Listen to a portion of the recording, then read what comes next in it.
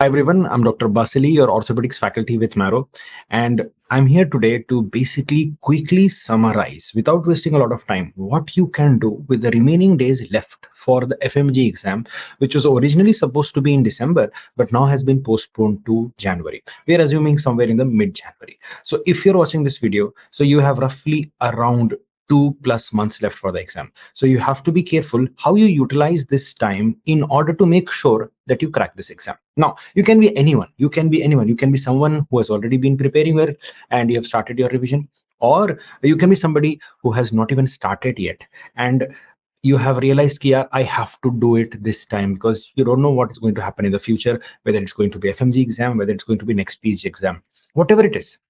You have made the decision that you will give your best shot in January 2024. So it is my job, our job as the team of Marrow, to help you, guide you, to tell you what you can do with this limited time to make sure that you make the most of it or you make the best of it.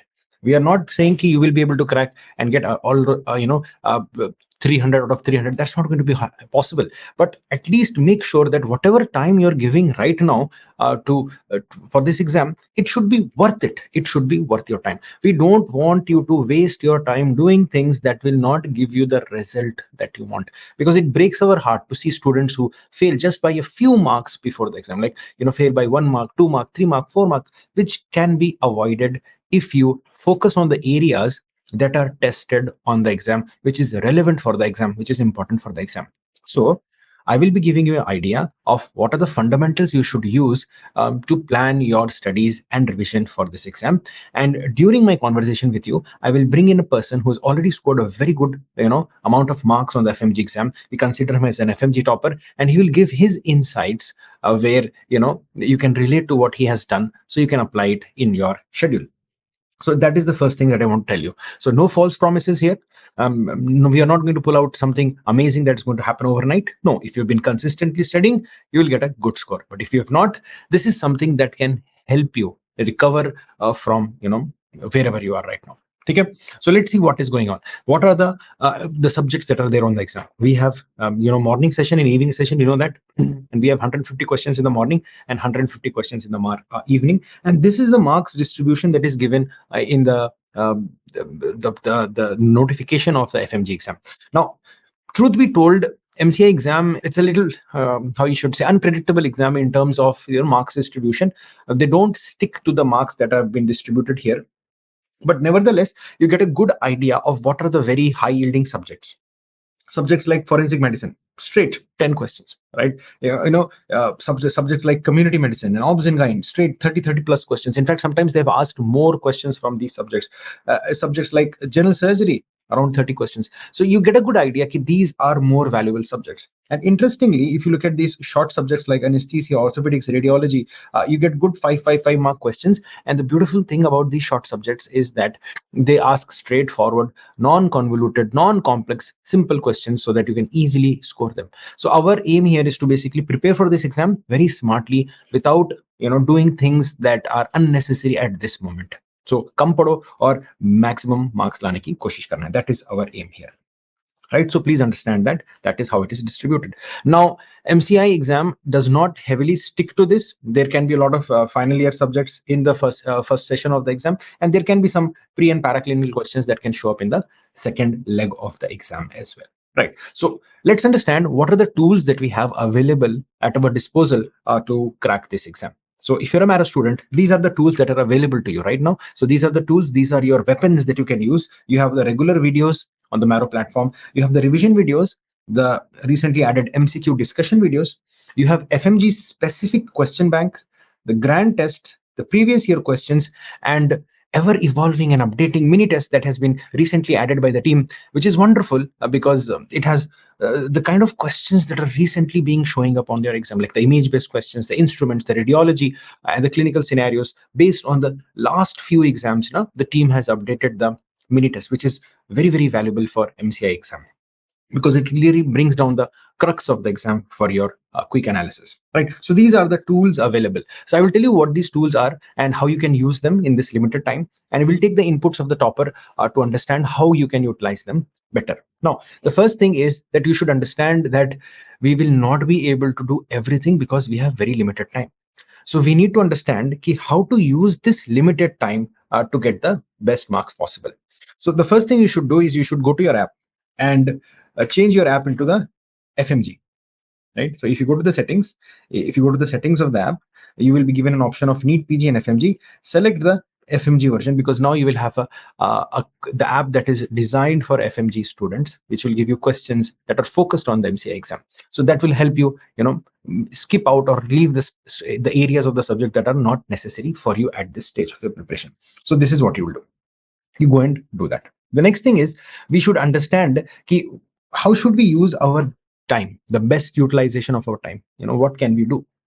So when I say what is the thing that we can do to best utilize our time, we have to understand that not all of us are the same, right? Some of us have been good at certain subjects, some of us are weak at certain subjects, some of us have been studying from a very long time, some of us have just started studying. So all of us are essentially different, right? We are not the same. Some of you, I know, love biochemistry, and I just don't understand it. I cannot wrap my head around that. Some of you are very, very good in memorizing facts. Some of you are very good in understanding concepts. So each one of you have a different set of skills and assets. So I want you to understand how to utilize your individual set of skills to understand where you're weak and how you should proceed and progress. The best thing I want you to understand is the question bank. The question bank has a score that is given to you in terms of a percentage of students getting it right. And I'll show you that. If you're able to answer questions that majority of the students are answering, that is around 60% of the students are answering, it means you're safe in that subject. Okay? And if you're unable to answer questions that majority of the students are answering, then you are definitely weak in that subject. So this is one kind of analysis you get about a subject and your strength. Another way to analyze what your strengths and weaknesses are is if you appear for a grant test and you look at the grant test and you look at the analytics of the grant test and you see the breakdown of the subjects, which subjects you have scored good and which subjects you have not scored well. That will clearly give you an idea what are your strengths and what are your weaknesses. You might sometimes assume you're very good in obs and kind, only to realize that you're getting a horrible score. So when I say you're good at subject, means you're able to get marks on that subject. It doesn't mean how you feel about the subject. You might feel very good about the subject, still you will not be able to score, and you might feel horrible about a subject and you will get scores. So understand that when I say you're good at a subject, it means you're able to get score in that subject. So it's all objective. Marks are you're good in the subject. Marks nahi are you're poor in the subject. Okay, so that is what I want you to understand. So what are the subjects that you should heavily rely on to make sure that you qualify this exam? So what I have done is, based on my analysis and speaking to a lot of people who have cracked this exam, we have divided the subjects into tiers, right? Like top tier, mid tier, and low tier. So how is this segregation? In no way it is segregated in terms of what is more important and what is less important. In no way it is segregated in terms of what is easy and what is hard. This is uniquely segregated in a way where you can get maximum score with less effort. ठीक है? Are you able to understand? कम मेहनत करके marks ज़्यादा किससे आ सकते हैं? And when I say come effort, less effort, is because it's not very complicated. Simple, and then questions will give you marks. Because you have to understand, as a person who's appearing for an MCI exam, as an MCQ exam, you have to understand that all subjects, whether you get them right or wrong, will have the same marks. So one question from anatomy, if you get it right, you get the same marks. One question from medicine, if you get it right, you'll have the same marks. So in the eyes of the examiner, each question carries equal marks. So it doesn't matter whether you answer a tough question, whether you answer easy questions. No? It doesn't matter. You'll get the same marks. So focus on answering easy questions with less effort so that you can make sure that you clear this exam. So based on that, we have made these subject tiers: top tier, mid tier, and low tier. So the subjects in the top tier are subjects that are relatively easy to grasp. And because it is relatively easy to grasp, you can cover them faster. And once you've covered them faster, your chances of getting marks in that subject increases. So you're increasing the chances of you qualifying. That is why these are the top tier subjects. मतलब कम मेहनत में ज़्यादा marks मिल जाएंगे. So what are these subjects? Obs and Gyne, surgery, PSM, forensic medicine. Short subjects like psychiatry, radiology, ortho, anesthesia, dermatology. I told you short subjects, 4 to 5 marks will come directly, and these will be easy questions. Straightforward, easy questions. And unless you're aware of these questions, you will miss them. So the objective is to know that these are the subjects that you have to do, and you have to quickly go through the important, relevant questions of those subjects as soon as possible to make sure कि आपका qualification पक्का है. right? That is what you need to understand. So mid-tier subjects are also relatively easy, but they can be a little hard also. But you have to be selective here to read the important topics and important areas to make sure you get those marks without a lot of hassle. Now, low tier subjects are subjects that will require you to put in a lot of effort, a lot of energy to get the same result.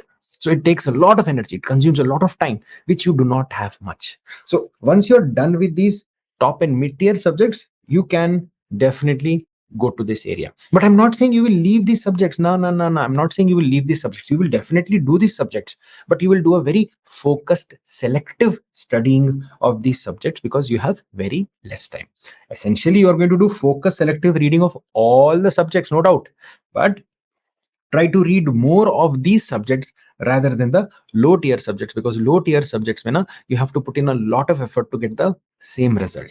So it is not efficient in terms of utilizing your 60 plus days for your exam. So let me tell you what the Qbank offers. The Qbank, the beautiful thing about the Qbank is it is not a testing tool. It is a learning tool. Most of the students are afraid of doing the questions on the question bank because they feel it's asking you a question and you should know the answer. No, no, no, no. The purpose of the question bank is to basically teach you a subject in a way of question and answer, so that two things happen. You learn the subject. Number two, you also understand how the examiner will ask that subject. Now, do we have to do all of it, friends? Absolutely not. Make sure you do the questions that everyone is getting right. The questions that 60% of people are getting right, you should also get it right. If you're not getting right, stop there, try to read the answer, try to understand what he's talking about. If only 20% of people are getting it right and you have not gotten it right, chordo, it's okay. It's okay. So the questions that 60% of the people are getting right, those questions from the top tier subjects, mid tier subjects, you should definitely quickly do. How many question bank modules, all of these things, details I will tell you later, but these are the fundamentals. These are the fundamentals. So look at this question. This question, 63% people got this answer correct. So this is a question which you should definitely know. What is the pathognomic sign of a long bone fracture? Just an example. I'm saying just an example. So you should definitely know. Second thing about the question bank is that the questions are arranged in an organized way where once you finish a module, you will learn the topic. It's a beautiful way of learning the topic without wasting a lot of time because you're learning what is being asked. No? Can you imagine how valuable that is? You're learning something, expecting examiner to ask questions from that topic, or you're directly learning something in a way how it is asked on the exam. So valuable, very valuable way to learn question bank. Right? Question bank has a lot of clinical scenarios also where you will understand how each option is right or why these options are wrong. Now, this is relevant because now the MCI exam is no more a simple licensing exam. It is heavily becoming clinical. In fact, its difficulty has reached the level of NEET PG and INI set, which you should be ready for. Okay, so these are the things that you should understand about the question bank. A lot of clinical scenarios, understand that even though the question is long and detailed clinical analysis, 77% of the people are getting it right. So these kind of questions you should also get it right. So try to finish the question bank of the top and the mid tier subjects with relevance to 60% correct answer wala questions as soon as possible, right? So that is what you need to do. Now, every time you read a question, most of the times you will understand things, but sometimes you will immediately notice कि यार इसके answer में ना ये फंडा है, ये fact है, I will forget this. I will not remember this for a very long time. I need to come back to this. So those questions where there are fundas or facts, bookmark it. Bookmark it, because you will have to come back to it. Okay, na? Do not bookmark everything. Just bookmark things that that you will forget, that that it's being frequently asked. Just bookmark those questions. So Aditya, I've told how we can use the question bank to learn things that we have not known, and question bank is not a testing tool. In fact, it's a learning tool where the questions are arranged in an organized fashion and the answers basically teach you a very important point about that topic.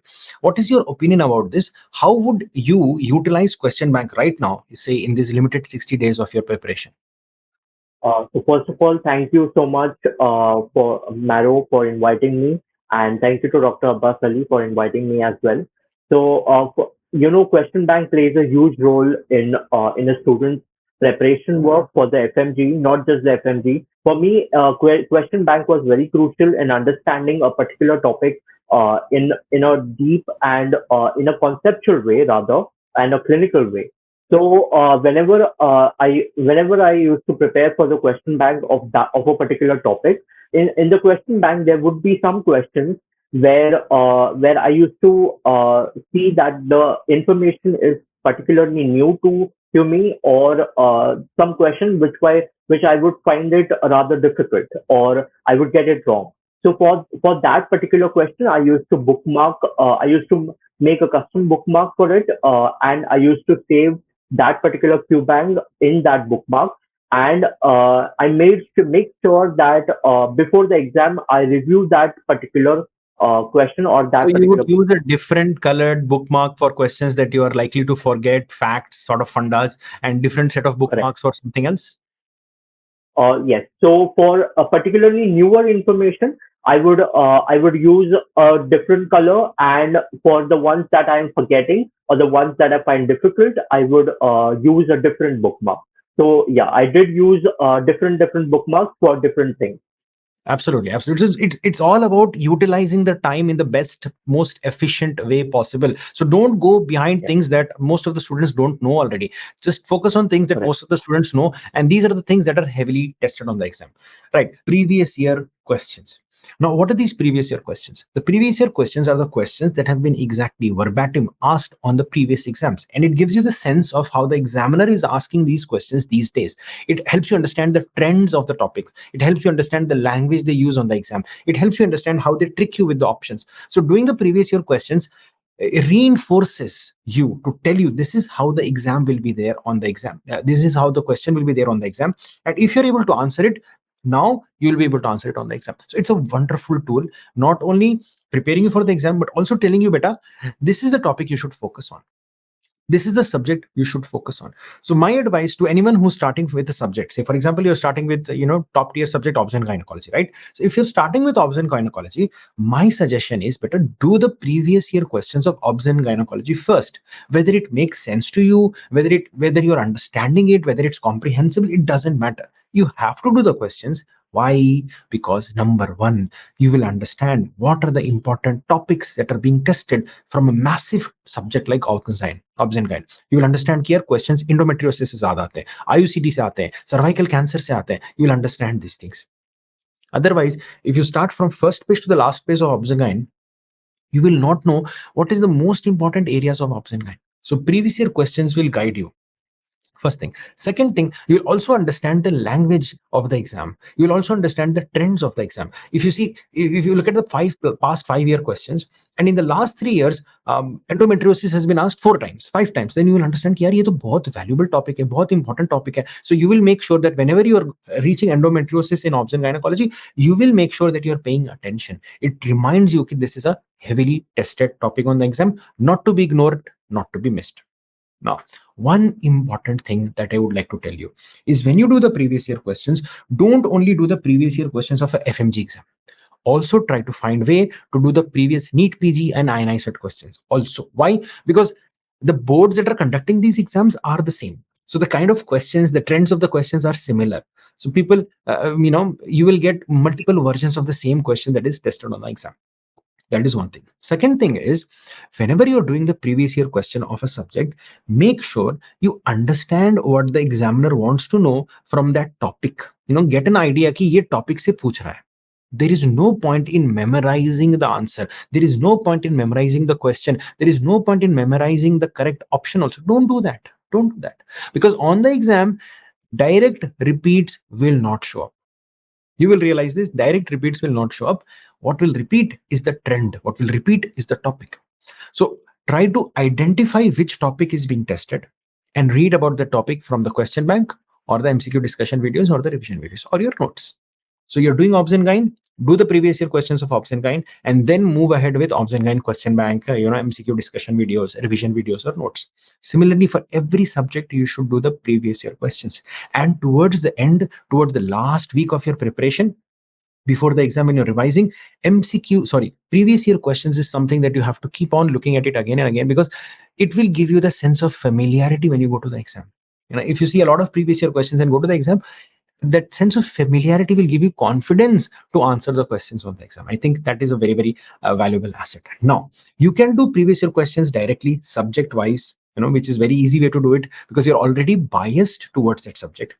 Another smarter way of doing the previous year questions is with custom modules. And this is where I want to ask Dr. Aditya how he would use the previous year questions in custom modules to confuse himself to get to the right answer.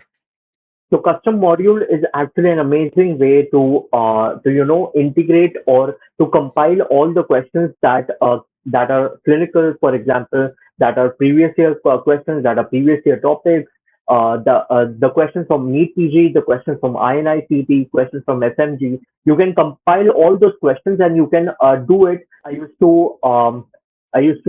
There would be an option to select the number of questions as well as the difficulty of the question and the question, where do you want the question to come from. For example, you want the question to be more clinical, or you want the question to be more previous year focused, or you want the previous year topics, or you want it clinically integrated. For example, you can do an integration for orthopedics and radiology.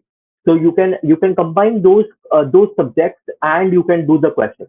Do you think that custom module is a good standalone tool to cover a subject that you have not done before? I would say so. I would say so. It is an amazing tool as you can mix and match those questions. So yeah, yeah. That is what I wanted to hear, and that is what I wanted to tell everyone. So suppose there is a subject that you have not done, right? Say PSMA you have not done, and you want to quickly do the problems that are coming on the PSM paper or the PSM subject questions. So you can select the number problems or problem based questions in the PSM subject as a custom module, which will show you all the problem based question and help you practice that. Another way of integrating custom modules is like Aditya already said, you can mix anatomy with surgery, anatomy with radiology, two or three subjects that are similar. Say for example, physiology, pharmacology, and medicine. You can put them all in a custom module and quickly revise that based on the previous year pattern also. So there is a way or a tag that you can select the previous year questions. So previous year questions of multiple subjects can be done together, or multiple subjects with image based questions can be done together. So it's a lot of scope for you to play. But the best way to do it is integrating with the subject that it is a part of. For example, you're doing surgery and anatomy, surgery and radiology, orthopedics and radiology. This kind of integration in custom module is very, very handy. And what about the subjects that what about the things that students forget, especially those factual kind of questions, repeated questions? Can we use custom modules to overcome that, Dr. Aditya? Uh, yes, you can certainly use custom modules for those questions that you repeatedly forget. For example, you can integrate the questions from the bookmark and into your custom module, and you can quiz yourself. So this is a wonderful strategy. For example, when you're doing the question bank, right? So there were these areas that you would forget. These are facts, these are fundas that you have to memorize, and you have bookmarked it in a unique way. In the custom module, you select this feature where it will include all the bookmark questions that you have marked specifically to show up again in the custom module. This way, you're only going to revise those areas which you are more likely to forget. So instead of going to the question bank module, selecting the question bank and looking for that bookmark which you have made, you can just make the custom module of those bookmarks, and voila, all of them are in one place for your quick access and revision. Now, another thing that I want to heavily emphasize on is grant test. Now, there is this inherent fear among students to appear for grant test. They're so scared. They just don't want to appear for grant test because they feel that if they get a poor score on the grant test, they will be demotivated and they will stop studying because it will just shove them down in terms of motivation, and they wouldn't proceed further. But the reality is they're just shying away from the honest reality that is in front of them. See, grant test is not your enemy. Grant test is just telling you, better, this is where you are and that is where you have to go. People say that you would do grant test after they finish everything, after they finish at least 15 subjects. Arey yaar, that day will never come. That day will never come. You have to give grant test right here, right now, today itself, because grant test will give you a baseline of where you are. And then you'll only go upwards now. It's not like your memory or your knowledge is going to decrease after you have given the grant test. Now, from now on, you're going to study more. So give a grant test and see where you are. This will give you the motivation, because the next time you write a grant test, you have studied more, you have more knowledge, and you will score better compared to previous grant test. That will give you the motivation boost that you need. It will be a real proof that you are working hard, because at the end of the day, what are we working for? We are working for the score. We are not working to feel good. We are not working hard to impress our friends and family. We are working hard to get marks on the exam, to qualify this exam, to get the license. So the only way that can be substantially or realistically tested is if we get a score. And how do we know if we get a score? By giving the grant test. So get rid of that fear. First, give a grant test. The second thing about grant test is don't just give a grant test. Learn from the grant test. How will you learn from the grant test? There are two important things that you will learn from the grant test. First, you will learn the questions and answers there itself, because it's a human tendency. Wherever we make a mistake, now we think about it, it hurts us, it pinches us, so we remember it longer. So if you see a question, you knew it, you read about it, but you have done it wrong on the grant test, immediately you'll go back to the book, read it, and now you will not forget it for a very long time, because it pinches you. Ye aata tha mujhe, and I still have got it wrong. Second thing about the grant test is, at the end of the grant test, you will get an analytics. It's a very, very powerful tool. It will keep telling you, yeah, this is your weak subject. It will give you a graph of your score. It will keep telling you, yeah, this is your weak subject. It is high time you improve on this. Or it will tell you, even though you thought obs and gyne was your strong subject, look at this, it is weak. It means that you have to go and improve it. So this GT analytics is a very powerful tool to guide you in which direction you should prepare. So don't be afraid of giving grant test. Start giving grant test right here, right now. Analyze the answers of the grant test. Whether you get it right or wrong doesn't matter.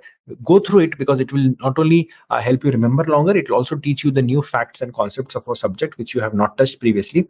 And go through the GT analytics to understand what your weak areas are.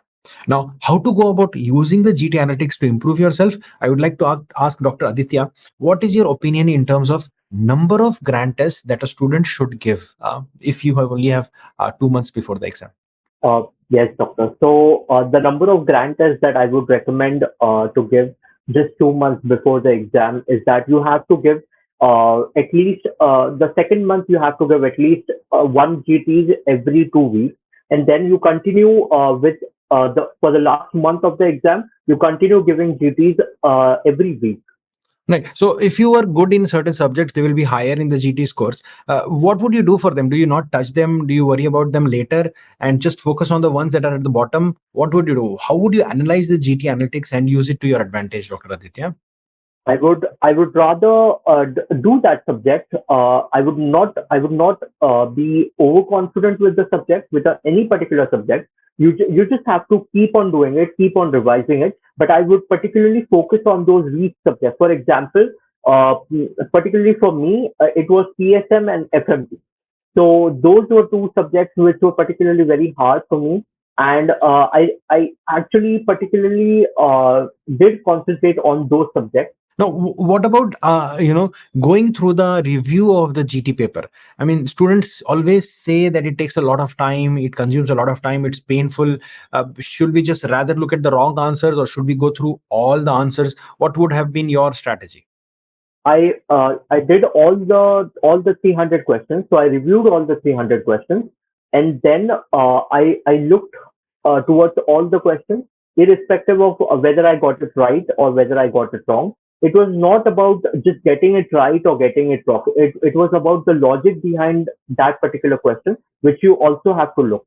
Right. So it basically trains us how to think. It trains us how to Yeah. think whenever we see a question like this, and trains us where to stay away from. If we focus on that area, we'll probably get the wrong answer. It basically trains us, and it also helps us revise the facts that we have already read. So grant test not only test you, but also helps you in revision and understanding where you need to put in time and effort.